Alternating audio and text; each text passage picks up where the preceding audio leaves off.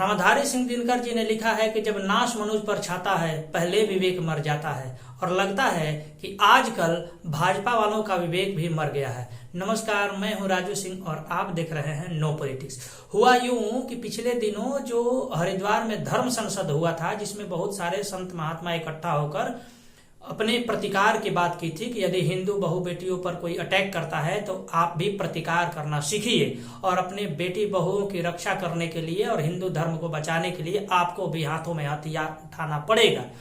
यह बात जैसे ही हमारे देश के जो संत महात्माओं ने धर्म संसद में कहा, तो एक मुसलमान ने जाकर एफआईआर लिखाया और उसी एफआईआर के दम पर एक एसआईटी गठित की गई सो कॉल्ड हिंदुवादी सरकार द्वारा। और आज यह खबर आ रही है कि इस सभा के जो संयोजक वसीम रिजवी जी, जो पुराना उनका नाम था और आज के नाम उनका जितेंद्र नारायण सिंह त्यागी जी हो गया है, वो और हमारे जो महामंडलेश्वर श्री यति नरसिम्हानंद सरस्वती जी हैं, उनको उत्तराखंड की पुलिस ने हिरासत में ले लिया है, अरेस्ट कर लिया है।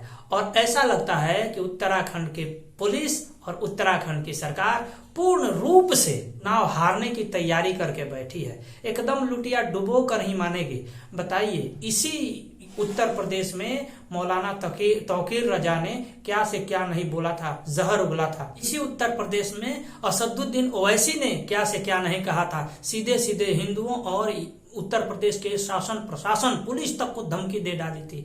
और वहीं ओवैसी के एक और नेता ने कहा था कि यदि दलित और मुस्लिम एक हो जाए तो बाबर जैसा राजा होगा, बाबर जैसा राज उनको चाहिए।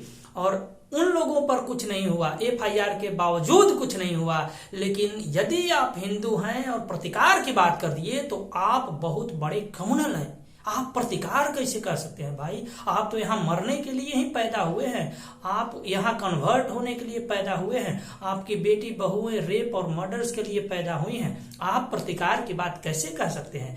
आपको याद होगा कि यही भाजपा की जो सरकार है आने से पहले कहती थी कि हम किसी का तुष्टिकरण नहीं करेंगे, और सारी पार्टियां जो है वो मुसलमानों का तुष्टिकरण करती है, हम किसी का तुष्टिकरण नहीं करेंगे। आज क्या हो रहा है धामी जी? धामी की सरकार और जो बीजेपी की जो सरकार है वो एकदम तुष्टिकरण में इतना लीन हो गई है कि इसको यह भी पता नहीं चलता कि भाई हर व्यक्ति का अपना अपना स्वतंत्रता है, वह क्या बोलना चाहता है क्या नहीं बोलता। अभिव्यक्ति की स्वतंत्रता है, और जो व्यक्ति अपने प्रतिकार की बात करता है कि यदि आप पर अटैक होता है तो आप आत्मरक्षा में अपने बेटी बहुओं की इज्जत बचाने के लिए अपने धर्म रक्षार्थ आप हथियार उठा सकते हैं। यह तो हमारे शास्त्र भी सिखाते हैं, हमारे कानून में भी है कि यदि आप पर कोई अटैक करता है तो आप उसको जवाब दे सकते हैं, उससे लड़ सकते हैं, उससे बचने का प्रयास कर सकते हैं। वही बात तो हमारे संत महात्माओं ने कही थी। उसी हरिद्वार के धर्म संसद में जो सरकारों द्वारा नए नए नबी, हमारे जो गांधी अंकल जो नए नए नबी है, उस नए नए नबी के बारे में थोड़ी कुछ कह दी कालीचरण जी महाराज ने, तो उनको भी उठाकर जेल में डाल दिया गया। वो भी मध्य प्रदेश से अरेस्ट किया गया, छत्तीसगढ़ की पुलिस द्वारा। और भाजपा करे कि नहीं, हमें तो बताया ही नहीं गया है।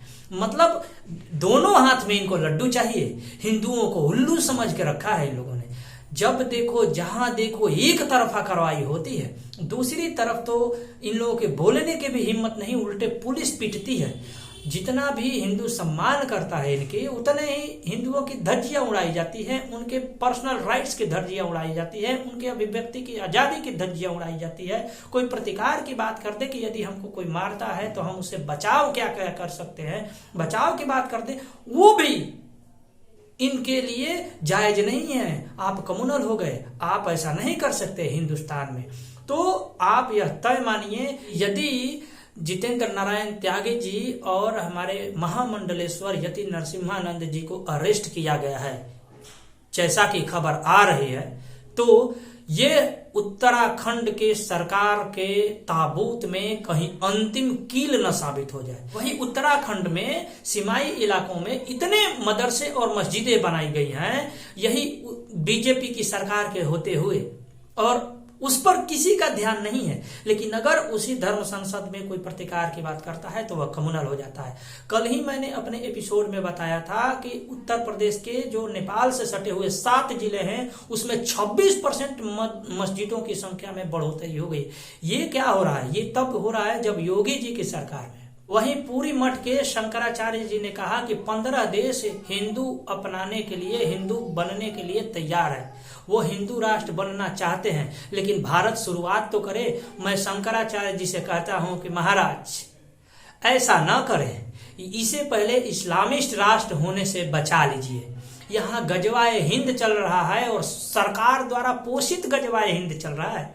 यह सरकार पूर्ण रूप से उन गजवाए हिंद का जो सपना लिए हुए बैठे हैं उनके आदेशों पर काम कर रही है। एक मौलाना कुछ से कुछ बोल के चला जाता है, उस पर कुछ नहीं करते, और कोई हिंदू प्रतिकार की बात करे तो इनके नजरों में कम्युनल है। तो यह दारुल हरब से दारुल इस्लाम बनने के कगार पर है। पहले इसको इस्लामिक राष्ट्र बनाने से रोक लीजिए महाराज।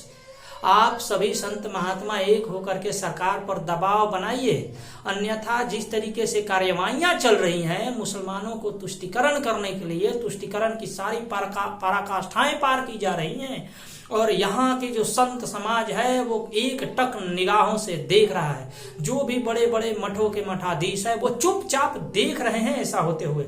मैं यह कह रहा हूँ कि ये जो मौनी बाबा हैं, जो ऊपर से दारुल इस्लाम और जिहाद जो चल रहा है सरकार द्वारा पोषित, उस पर काउंटर करिए। और अगर यह सत्य है कि यति नरसिम्हानंद सरस्वती जी और जितेंद्र नारायण त्यागी जी को अरेस्ट किया गया है, तो यह निश्चित तौर पर उत्तराखंड की सरकार के ताबूत में अंतिम कील होगी।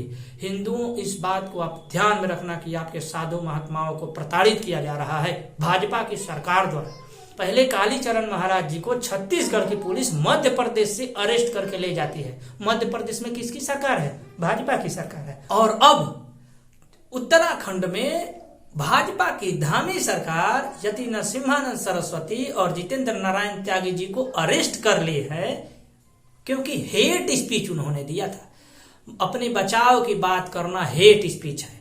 आप क्या सोचते हैं इस बारे में हमें कमेंट बॉक्स में जरूर बताइए।